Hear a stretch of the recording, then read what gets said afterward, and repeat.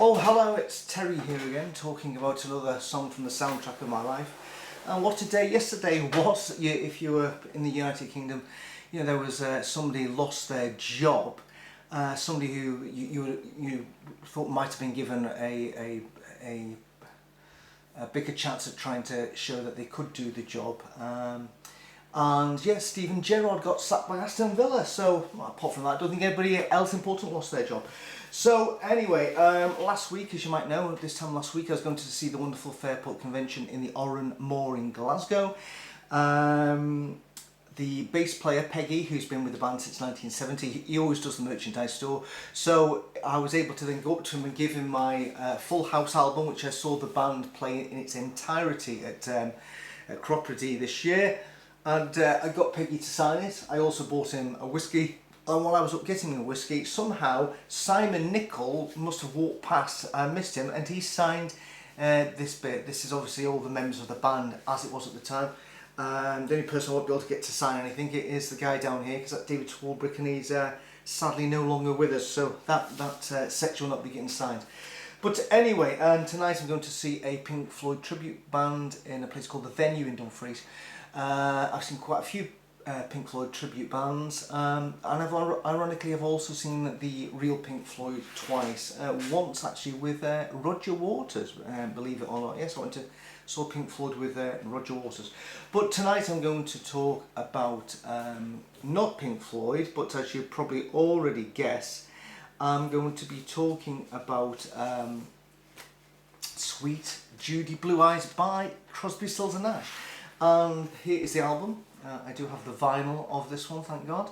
I've owned it for, I don't know, about 25 years, this actual copy. And Crosby, Stills and Nash. Yes, I don't think I remember them as I was growing up in the 60s and 70s. I don't remember a Crosby, Stills and Nash song. I knew songs by the Hollies, and ironically, this dude here, this is Graham Nash. He used to be one of the songwriters and one of the singers in the Hollies, and he left the Hollies to join Stephen Stills and David Crosby. At the back's the drummer, Dallas Taylor. Didn't quite make the front. And to join obviously Crosby, Stills and Nash. And I don't remember them. I can't say I knew a song and go, well, that's Crosby, Stills and Nash. However, that was to change in about 1982. The Woodstock Festival documentary was getting shown on the TV. At the time, maybe somebody else has resigned. At that time, we only had a black and white TV, and we couldn't afford the TV licence, and so I had to ask my auntie who lived around the corner, can I watch the Woodstock Festival in your house tonight? It was going on late, I think around about 9 o'clock, because there was bits of it a bit 18 plus. I wasn't aware of who played at the Woodstock Festival. I think, apart from Jimi Hendrix, I knew he played there, and I think that was about it. Ironically, I actually knew somebody personally who was at the Woodstock Festival, and also knew many of the Beatles because he grew up with them. But I'll deal with his story another day. It's a really good story as well. So I wasn't aware, apart from Jimi Hendrix playing at Woodstock, who actually played there. I watched the documentary, or the whatever you call it, the Woodstock film, and there were a few powerful performances in there.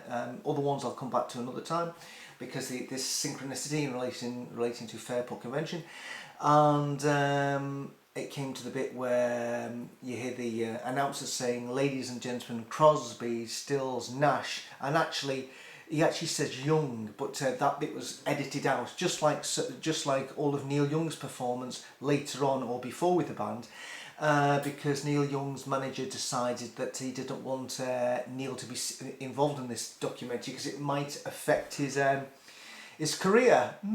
Bizarre, because everybody else did very, very well out of the Woodstock documentary. But never mind. I don't think it put Neil off. I think he did very well without appearing on the original album, original documentary. Anyway, so Crosby, Stills and Nash started. If you see them, they're all sitting down. Hold on, sorry. I think maybe Stephen Stills sitting down. I think Graham Nash is standing up. with Crosby. I'm confused. I'm going to have to watch it again, and I will put a link up to it if I can find one on YouTube. Hopefully there's a good one, because yeah, there's some really dodgy links to some of the performances of Woodstock, which has put me off talking about one song I really want to talk about on performance. So I sat down, watched this, and I absolutely loved this performance. I'd never heard the song before. It went on for like forever, and funny enough, it is this album here. If you actually look at this, is the good days when you used to get nice inserts, which used to be very helpful because they gave you the lyrics of the songs. But as you can see there, Suite Judy Blue Eyes, track 1, side 1 of the debut album by Crosby, Stills and Nash. It was a song that was written for Judy Collins, who'd covered Joni Mitchell's Both Sides Now, and the song was written by her ex-boyfriend Stephen Stills to try and win her back. It didn't work, and that's Stephen Stills there with his guitar. If you actually watch the performance, you notice that David Crosby starts playing guitar, but he sort of gives up halfway through. I think he looks completely mashed off his tits. Stephen Stills, what a performance! What a performance! Just watch this guy doing harmonics on the guitar while he's singing away, and it's incredible. And apparently it's Crosby, Stills and Nash's only second live performance playing at the Woodstock Festival. Absolutely amazing. So fast forward anyway, from 1982ish, going fast forward to 1992. What's that? Is that? It's 10 years. So fast forward 10 years. So I used to. There used to be 5. I think it might have been 5 live. But anyway, there's a radio station BBC called 5 Live, and I think it used to deal with sports and politics. And then on a Friday night, there was this 2 hours, or it might have just been an hour, where there used to be this guy called Tim Smith, who was on the Steve Wright show up until recently when Steve Wright got sacked. And he used to do this thing called Pop something or other, I can't even mind. Round about that time, 1990, 1992, I used to try and get onto as many radio phoning competitions as possible. I gained myself a little bit of a reputation as that guy who works at Elvis's kebab shop, because I used to ring up and say, "Hi, it's Tel here from Elvis's kebab shop," and yes, people actually believe there was an Elvis's kebab shop at some point, because I used to say I worked there. I even created a facsimile sheet to send faxes to show that there was in fact an Elvis's kebab shop, and even went into my local kebab shop and got pictures of myself actually carving the meat to prove that I actually worked at Elvis's kebab shop. It wasn't Elvis's, it was like some Indian kebab shop.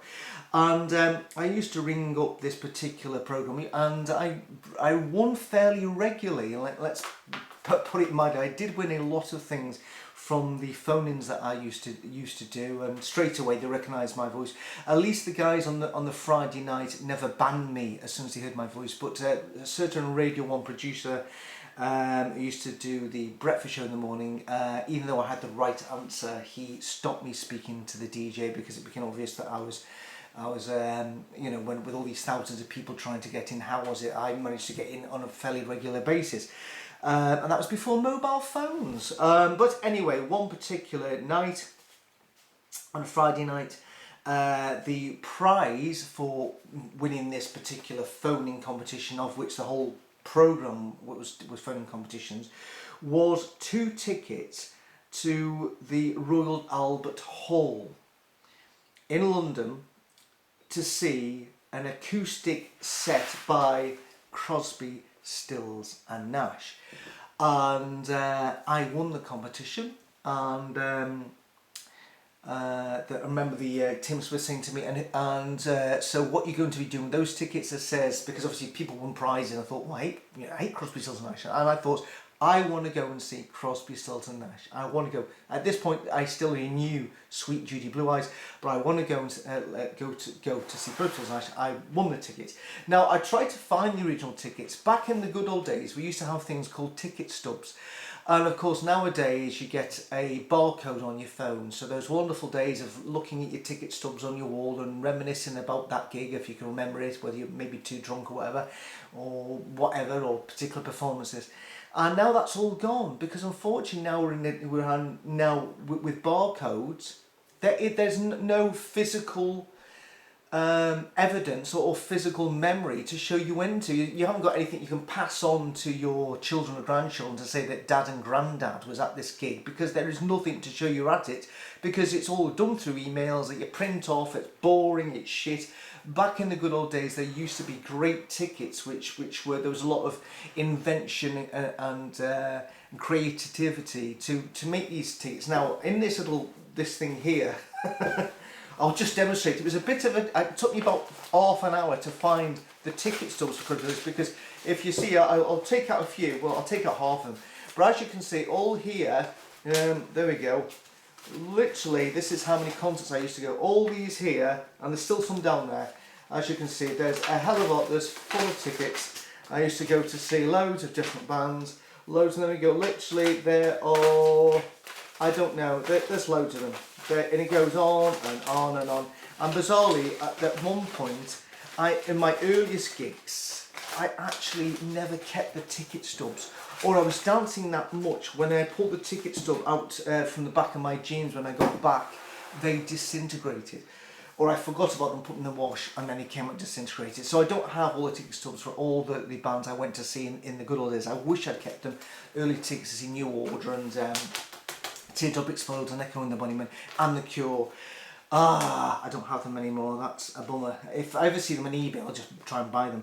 Anyway, I do, however, have, after I spent half an hour going through that lot, there are my 2 ticket stubs, which I won for the competition to go and see Crosby, Stills and Nash at the Royal Albert Hall. And the day of the concert, me and my wife were going to go down in 1992. We were going to go down in the train, and I'd worked it all out. Royal Albert Hall, the Underground, back to Euston Station, sleeper back into Glasgow, enough time to go up the road, get changed, then come back to work to a building next to, bizarrely, Glasgow Central. I had it all figured out, it was all going to work out, so it just needed to be a good concert. So anyway, going to the concert, went to Soho, well Chinatown Soho, just before you get too excited. Went for Chinese there, I think it was. Spent a bit of time, you know, in London. If you go to London, fantastic, lots of things to do, and a lot of things free to do as well.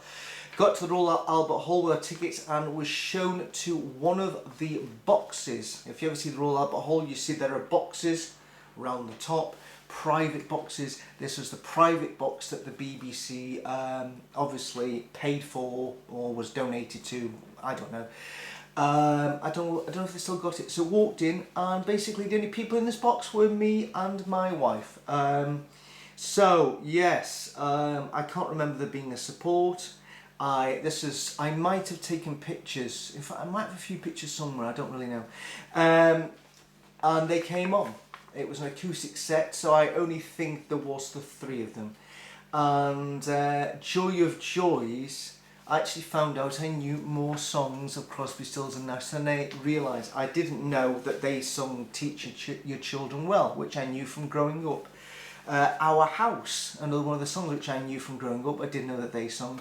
Love the One You With, I think Stephen Stills wrote it and had that, might have had a hit that with Buffalo Springfield, I'm not too sure, did that as well. So it wasn't that I sat there we sat the whole concert and knew no songs. And of course eventually they came and did Suite Judy Blue Eyes. By this time I'd already got Woodstock had been repeated, or I bought the video and I literally played Suite Judy Blue Eyes to death, you know, just so that I knew every word in the song. I sung along, probably badly and off key to my heart's content, and it was a wonderful night. The concert finished. Bizarrely, that might have been the night I bumped into somebody famous in the toilet, or it might have been another time. I think it's another concert. I'll deal with another day. Well, that sounds a bit dodgy, doesn't it? So basically, then left the Royal Albert Hall, got on the Underground. Timing's fantastic. Heading to Euston Station, when all of a sudden an announcement comes over and says, ladies and gentlemen, due to a security risk, because at that time the IRA were bombing innocent people all over Britain apart from Scotland, bizarrely, and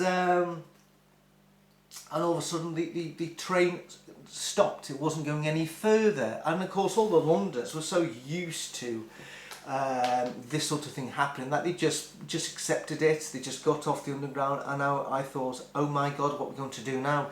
So we went up the whichever underground we came out. We're literally 2 stops away from Euston. There was a taxi there and a chap on there that says, can you take us to Euston? And guys going, you just do that to what to basically say you'd finished for the night. So me and my wife then had to quickly walk, run, you know, I can't go any further, till we got into Euston. And as we got into Euston station, only to find out that our train had left. And as we were there, more people turned up who were also booked on the train. And there were even people there before us who said, we just saw the train leaving. So we all went into this sort of bit to complain. And the guy said, obviously I said, why did you let the train leave? You'd heard that the underground had gone off. And the guy said, well, how long do you expect me to hold it back for? 10 minutes, 20 minutes? And I just, you know, I had no answer to that one. I says, well, at least give it half an hour to let the people who, you know, who were supposed to be on the train. It wasn't just me and my wife, there was loads of others. So we had no money to go and stay in an accommodation. And we just sat there and it was very cold. When was this concert? It says 0892, so it actually says it was in August, but it was freezing. I remember just sitting on the floor there, and it was really, really cold, and having to wait for the next train to turn up, which I think was about the first one coming out of Euston Station. Might have been 5 o'clock in the morning, whatever. We got on the train. I got straight out of Euston Station. Didn't have a weeknight, didn't have any sleep at all. In fact, my wife was crying. She had to phone up a dad who worked for the British Railways, and of course he couldn't do anything. And I got into work, and this woman, and at the time, 1992, how old was I at that point? I don't know. I was 30 years of age at that time, and this woman who was not much older than me, who was, I don't know what her position was, sort of inventor position.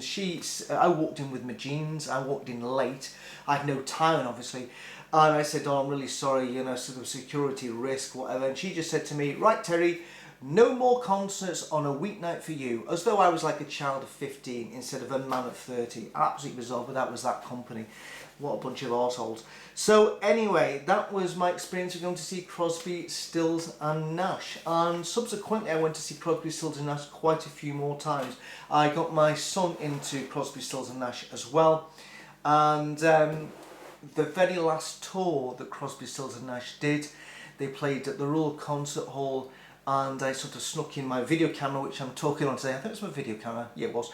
And I videoed their performance of Suite Judy Blue Eyes with my son singing along. It was a few years ago now, and sadly at that, David Crosby managed to fall out with Neil Young, with Graham Nash, and that is the end of Crosby, Stills and Nash and Young probably ever performing again. But subsequently, both Stephen Stills, Graham Nash and David Crosby have been prolific in their writing. They've done a whole load of solo albums, so yeah, maybe it's win-win, I don't know. But anyway, you'll never ever get the chance to see Crosby, Stills and Nash. But luckily, the last tour, I took my son. I managed to get a signed poster, which I'm still waiting to frame. And my son got to see them, so not all bad. By this time, of course, I knew a hell of a lot more Crosby, Stills and Nash and Young songs. And because I'd bought enough everything they'd ever done and played it to death after coming back from the Royal Albert Hall thing, because I just thought I need to listen to more Crosby, Stills and Nash stuff and Young stuff. So that's it. That is the story of Suite Judy Blue Eyes, Crosby, Stills and Nash, and yeah, there will be another. Enjoy your day. I'm going to I'm putting up some panelling today. Because our wall in our kitchen needs replastering, sorry, in our hall needs replastering, but needless to say, plasters are very expensive, and it's cheaper to just put up panelling and do it yourself, and I don't mind doing that. So I'm off to do that. Enjoy the rest of your day, and maybe the sun will come out, heaven knows. I'm miserable now. Bye bye.